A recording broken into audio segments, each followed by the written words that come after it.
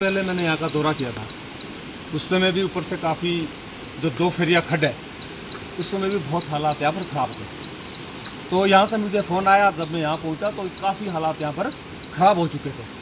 मैंने माननीय चौधरी साहब को फ़ोन किया, उन्होंने तुरंत यहाँ जेसीबी भेजी और उसको हमने इसका जो भाव था उसको हमने थोड़ा डाइवर्ट कर दिया। उसके बाद आज 20 दिन के बाद और उस समय में मैंने प्रशासन से, मैंने सरकार से मांग उठाई थी, जिलाधीश महोदय से मांग उठाई थी कि आप यहाँ का दौरा कीजिए, आप इसको हल्के में मत लीजिएगा, क्योंकि यहाँ पर लोगों की हालात बहुत खस्ता है। उस समय मैंने एसडीएम साहब से बात की थी, उनकी मजबूरी थी, माननीय एसडीएम साहब के पिताश्री का देहांत हुआ था, वो उस वजह से नहीं आ पाए। तो मैंने बाकी अधिकारियों से भी बात की, मैं कहा आप मौके पे आइए, यहाँ के हालात देखिए, लेकिन कोई सुनवाई नहीं हुई। आज रात को मुझे इस लड़की ने मुझे फ़ोन किया, यहाँ पर जब मैंने आके देखा, मैं तो ये कहता हूँ ये लोग यहाँ कैसे रह रहे हैं। आप हालात देखिए, कम से कम 100 बीघा ज़मीन यहाँ पर ख़त्म हो चुकी है, मकान यहाँ पर दब चुके हैं, कम से कम 20 बकरियाँ यहाँ पर गौशाला, उस दिन मैंने देखा था जब मैं पहले आता, वो सारी गौशाला जो बकरियाँ थी सारी दब चुकी है। कम से कम 3 मवेशियाँ वो भी दब चुकी है। मकान यहाँ पर अंदर आप हालात देख रहे थे, अंदर जाके सारी महिलाएं यहाँ पर घर को साफ करिए। तो मैं बार बार सरकार से हाथ जोड़ के मैं प्रार्थना कर रहा हूँ, क्यों इनके ऊपर रहम नहीं कर रहे हैं। जब मैंने 20 दिन यह बात उठाई थी कि आप यहाँ का ध्यान दीजिएगा, लेकिन उसके बाद सरकार कोई ध्यान नहीं दे रही है। सरकार तब ध्यान देगी जब ये सारे परिवार यहाँ से भेज जाएंगे।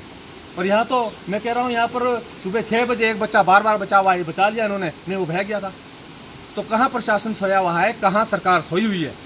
हम बार बार इस मुद्दे को उठा रहे हैं, सरकार का कोई भी नुमाइंदा यहाँ पर मौके पर नहीं आ रहा है।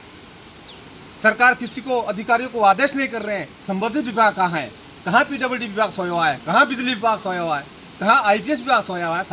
सारी लाइनें इनकी ध्वस्त हो चुकी है, सारी पाइपलाइन टूट चुकी है, पीने के पानी के लिए तरस रहे हैं। ये रात भर, आज के बाद ये बताएं, सरकार हमें एक जवाब दे, प्रशासन जवाब दे कि जितने भी यहाँ लोग हैं, 20 परिवार है, ये कहाँ जाएंगे, इनके बच्चे कहाँ जाएंगे। स्कूल जाने के लिए दिक्कत आ रही है। ये लड़की पांवटा स्टेम कोर्ट जाती है, वकील है वहाँ पर, ये जाने के लिए असमर्थ है, कैसे जाएगी। छोटे छोटे बच्चे हैं, कहाँ सोई है सरकार। अभी तक तो यहाँ पर सरकार को और प्रशासन को यहाँ पर आ जाना चाहिए था। मैं धन्यवाद करता हूँ एसडीएम साहब का, वो आए थे यहाँ पर, लेकिन उनको कई जगह जाना पड़ रहा है। लेकिन और भी प्रशासन है, संबंधित विभाग है, वो तो मौके पे आए, रेवेन्यू डिपार्टमेंट है। तो हो क्या रहा है ये, क्यों इतना सरकार क्यों, कहाँ सोई हुई है। क्या आप तुरंत वहाँ जाइए। मैं पहले गोरखवाड़ा, उसके बाद फिर अम्बीवाड़ा यहाँ पर पहुँचा हूँ। तो ये हालात सरकार के है, ये संबंधित विभाग सोया हुआ है। देख रहे हैं, मैंने पीछे भी दौरा किया था लोबी ग्रोह का, वहाँ भी यही हालात है। मैंने यहीं का दौरा किया था, उस समय के हालात देखिए, आज आप खुद देख रहे हैं। यहाँ पर यह नहीं लग रहा कि यहाँ गाँव था। यहाँ पर ज़मीन बताओ, धान की खेती थी, कम से कम 100 बीघे में धान की खेती थी, सारी खत्म हो चुकी है। तो क्या कर रही है सरकार, कहाँ आदेश कर रही है। जब 20 दिन हो चुके हैं, उसके बाद यहाँ पर सरकार का नुमाइंदा या कोई भी अधिकारी यहाँ पर मौके पे नहीं आया है।